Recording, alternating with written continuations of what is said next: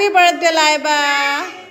আসসালামু আলাইকুম। কেমন আছেন সবাই? আশা করি সবাই ভালো আছেন। আলহামদুলিল্লাহ আমরাও ভালো আছি। লাইবার জন্মদিন উপলক্ষে একদিনের জন্য আম্মু-আব্বুর বাসায় গিয়েছিলাম। অ্যান্ড যাওয়ার পরে কি দেখলাম যে আম্মু-আব্বু আয়োজন করেছে এবং আমরাই বা কিভাবে লাইবার বার্থডে সেলিব্রেট করলাম সবকিছুই আপনাদের সাথে শেয়ার করব। আসসালামু আলাইকুম। উপরে চলে যাবেন। এই যে ভিডিও কল এই যে আমাদের নিচের রুমে এসি নষ্ট হয়ে গিয়েছে, তাই আম্মু-আব্বু তাদের রুম ছেড়ে দিয়েছে আমরা ওইখানে থাকবো বলে।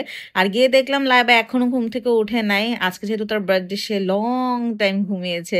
তো ঘুম থেকে তাকে উঠালাম বার্থডে উইশ করে। আর রাওয়াইশা তো আসার পরেই লাইবার যত মেকআপ আছে ওগুলো নিয়ে খেলাধুলা শুরু করে দিবে। যখন থেকে সে শুনছে যে নানু বাসা যাবে তখন থেকে লাইবার মেকআপের উপর যে তার কি লোভ। তো যাওয়ার পরে বাবা আর শাওন অনেক গল্প করতেছিল। জীবনের গল্প, কত রকমের গল্প থাকে। এগুলোতে আমি পার্টিসিপেট একটু কমই করি কারণ আমি ছেলেদের গল্প এত বুঝি না। আর এখন লাইবাকে একদম উঠায় ফ্রেশ টেশ করায় বললাম যে অনেক ক্ষুধা লাগছে আমাদের, চলো নিচে যাই। আর এত সুন্দর বিরিয়ানির স্মেল আসতেছিল। বাবা রান্না করছে বিফ তেহারি আলু দিয়ে।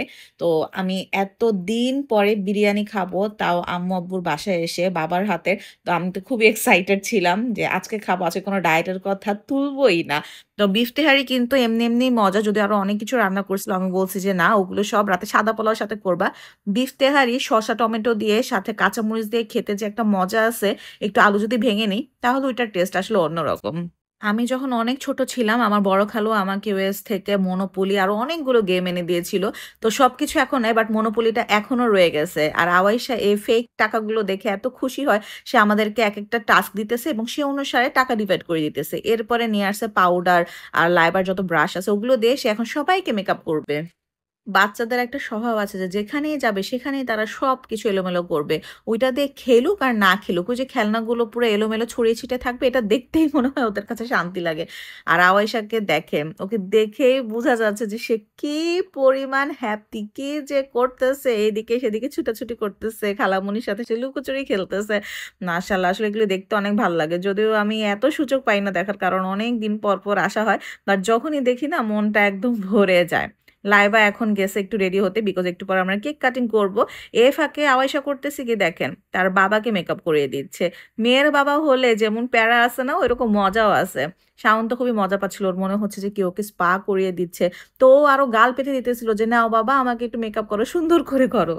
এখানে সবাই সবাইকে মেকআপ করিয়ে দিচ্ছে, আওয়াইশা ওর বাবাকে আর লাইবা তার আম্মুকে। এখন আমরা চলে যাব কেক কাট করতে। বাবাই কেকটা নিয়ে আসছিল আর বাবা সুন্দর মতো রেডি হয়ে গেছে। আমি যেরকম ভ্লগ করি, বাবা ভ্লগ না করলেও সবকিছু বাবা রেকর্ড করতে পছন্দ করে অনেক আগে থেকেই। Happy birthday Laiba. আমি বলবো না? Happy birthday to you. আমি এটা খাবো। এই গুনগুনু এটা খাবো।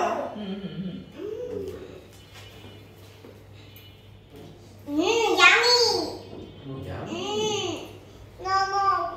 আচ্ছা এটা খাবো? না তোমাকে এটাই খাওয়াই দিই। ডোনাট না না দাও। খাও খাও খাও খাও খাও। ই আমি হয়ে গিয়েছি ফুল ভিডিও ম্যান। আমি এক হাতে ভিডিও করতেছিলাম আর এক হাতে ছবি তুলতেছিলাম। কি যে ছবি তুলছি আর কি যে ভিডিও করছি। তো আমি একটু লাইবার সাথে দুষ্টামি করতেছিলাম, একটু কেক নিয়ে ওর নাকে লাগাই দিয়েছিলাম। যদিও কেক নষ্ট করা আমি একদমই পছন্দ করি, অনেক একদম কেক স্ম্যাশ করে পুরো মুখে।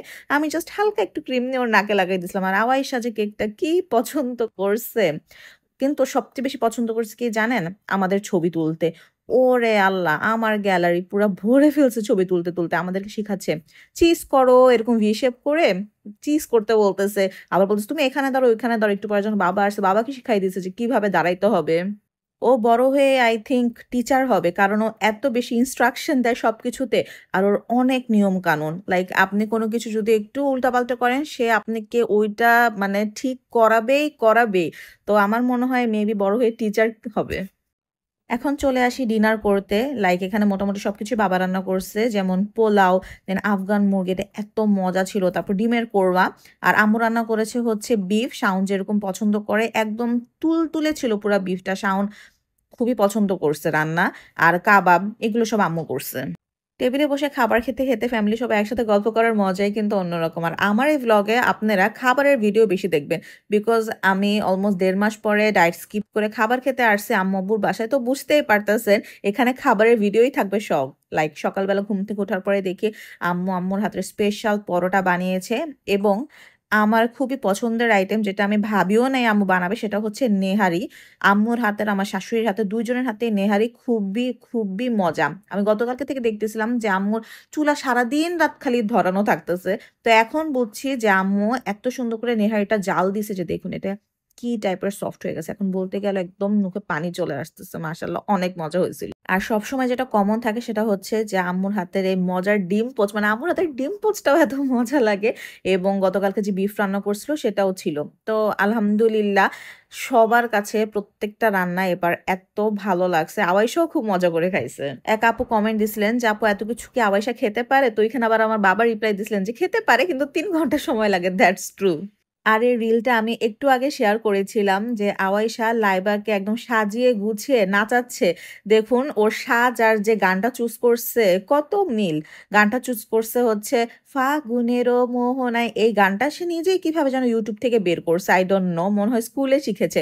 আর সে অনুসারে লাইবাকে টিপ পরিয়েছে, চুড়ি পরিয়েছে। মানে এত ছোট মাথায় যে এত বুদ্ধি কিভাবে আসে আই ডোন্ট নো।